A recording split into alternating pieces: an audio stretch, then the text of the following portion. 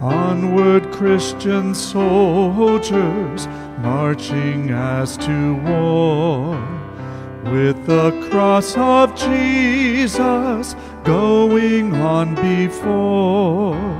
Christ the royal master leads against the foe. Forward into battle, see his banners go. Onward, Christian soldiers, marching as to war, with the cross of Jesus going on before. At the sign of triumph, Satan's host doth flee. On then, Christian soldiers, unto victory. Hell's foundation quiver at the shout of praise. Brothers, lift your voices, loud your anthems raise. Onward, Christian soldiers, marching as to war, with the cross of Jesus going on before. Like a mighty army moves the church of God. Brothers, we are treading where the saints have trod.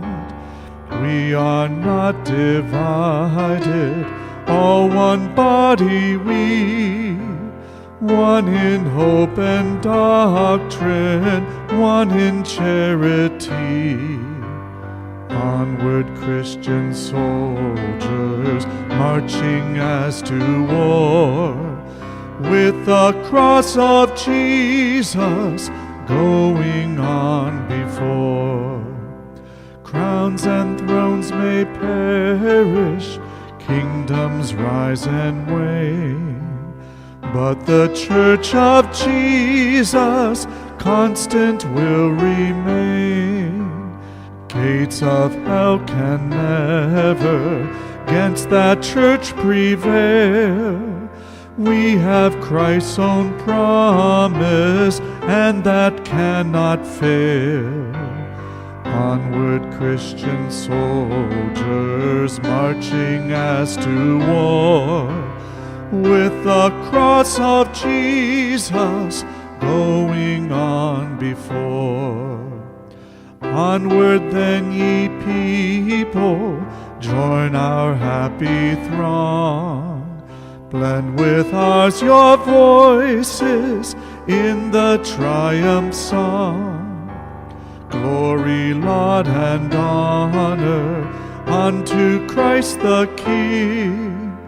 This through countless ages men and angels sing. Onward, Christian soldiers, marching as to war, with the cross of Jesus going on before.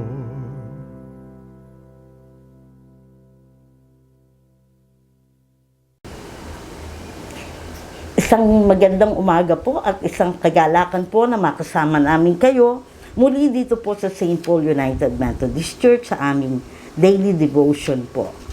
At tayo po'y manalangin. Diyos namin makapangyarihan, sa lahat maraming salamat, Panginoon.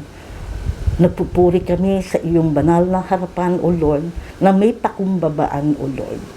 Salamat sa iyong patnubay sa buong magdamag at sa panibagong kalakasan na taglay namin ngayon at sa panibagong buhay na punong-puno ng pag-asa. Samahan mo kami ng iyong banal na Espiritu sa aming pagdidilay-dili ng iyong mga salita. Ang lahat ng ito'y dinadalangin namin sa matamis sa pangalan ni Jesus. Amen. Ang ating pong aralin ay katulad din po ng kahapon at ito po ay matatagpuan sa Awit, Kabanata 79. Hayaan niyo pong basahin ko sa inyo ang 3 talata. Talatang una, si Yahweh ay naghahari, mga tao'y nanginginig. Sa trono niya'y nakaupo na kerubin ang kalapit. Samantalang sa trono, nanginginig ang daigdig. Talatang 2, dakila ang Panginoon. Sa Sion siya ay dakila. Si Yahweh ay naghahari sa lahat ng mga bansa. Ang Diyos natin na si Yahweh, dapat nating papurihan. Sa banal na bundok, niya'y sambahin ang kanyang ngalan. Siya'y ating Panginoon. Siya'y ating Diyos na banal.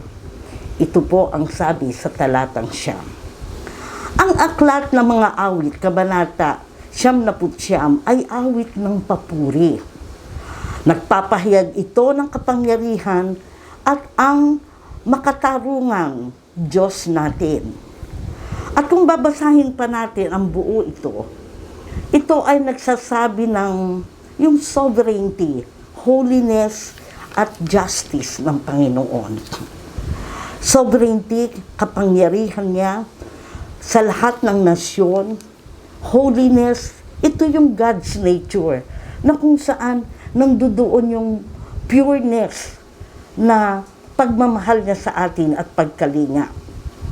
And justice, katarungan, na wala siyang pinapanigan.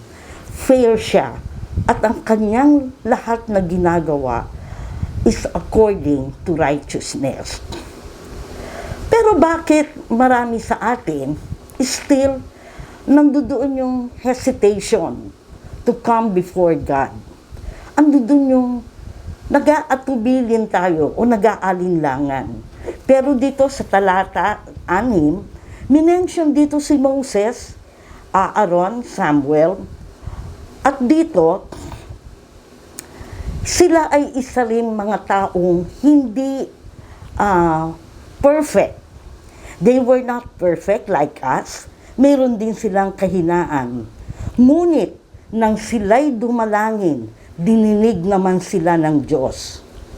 Alam niyo, minsan tayo, we have this false image of God na we are holding onto it. Na sometimes, without realizing it, hindi natin napapansin, we project upon God's image of our own making, according to our own understanding and will. Katulad ng halimbawa, alam natin, God is love. Alam natin lahat yan. Pero, sa understanding natin, God is love. Okay lang, maiintindihan ako ng Diyos. So, we start to compromise our faith. Mabait naman ng Diyos eh. Maiintindihan niya kung bakit ko ito ginawa. But here, Moses and Aaron and Samuel and even the author of this book, hindi ko alam kung si David o isang Levite ang sumulat nito. Pero mostly, ang Psalms, marami dyan sulat ni David.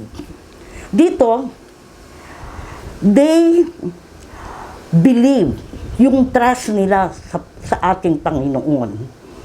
Dito sa chapter na to, Aaron, Moses, and Samuel na binanggit sa verse 6, imitate who the real God of Scripture, who the real God is love, na naaayon sa Scripture, whom they worship in spirit and in truth.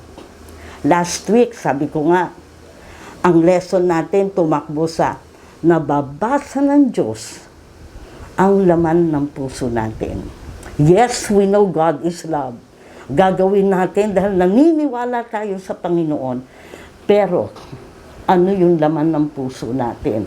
Katulad ng sinabi ko, alam natin God is love, alam natin mali na ang gagawin natin, but still, naiintindihan naman ng Panginoon. That is according to our understanding. Kaya nga, sa verse 9 sabi, isang invitation sa atin to exalt the Lord our God. At isang paalala sa atin kung sino ang Diyos natin. At sana patuloy natin kilalanin pa ang ating Panginoon. At patuloy tayong magpuri sa Kanya. And a true worship is based on the proper understanding who our God is na naaayon sa Scripture. Siya ay isang makapangyarihan, holy, dahil pure ang kanyang puso, at siya ay with justice kung humatol sa atin. Sabi nga natin, His actions are all fair according to righteousness. At nababasa ng Diyos ang bawat puso ng bawat isa sa atin. To God be the glory. Tayo po'y manalangin. Narito kami, Panginoon, na nagpapakumbaba, nagpupuri sa iyo. Nagpapasalamat, Panginoon, sa iyong katapatan sa kabila ng aming pagkukulang at mga kasalanan. Lord, patuloy mo kaming patnubayan sa aming buhay. Yung presensya mo, Lord, ang aming hinihiling upang kami ay mabuhay na naaayon sa iyo, Panginoon. At ngawa, Panginoon, ang aming pang-araw-araw na buhay ay mag-reflect kung paano mo kami minahal, kung paano kami kumilos katulad mo, O Lord, at kung paano kami magsalita na katulad mo sa aming kapwa. Lord, hindi namin ito magagawa kung hindi ka namin kasama. Kaya naman hilihiling namin, Panginoon, yung iyong pagsama sa amin. Lord, para magkaroon kami ng maayos na buhay habang kami naglalakbay sa mundong ito, Lord. Lord, we are asking for your healing. Spiritually, O Lord, at physically. Marami sa aming mga kapatid, hindi ko alam kung ano kanilang pinagdadaraan ng Panginoon. Pero, batid mo, Panginoon, ang laman ng bawat puso ng bawat isa sa amin. And I know, Lord, kung paano mo kami pinapatnubayan ng mga tumatawag sa iyo. Gayon din, Panginoon, ang mga kapatid namin na naliligaw, Lord, hindi mo sila susukuan at patuloy mong panghahawakan ang kanilang buhay upang maibalik, Panginoon, sa iyong kaharian. Ang lahat na ito, Panginoon, ay dinadalangin namin sa matamis na pangalan ni Jesus. Amen.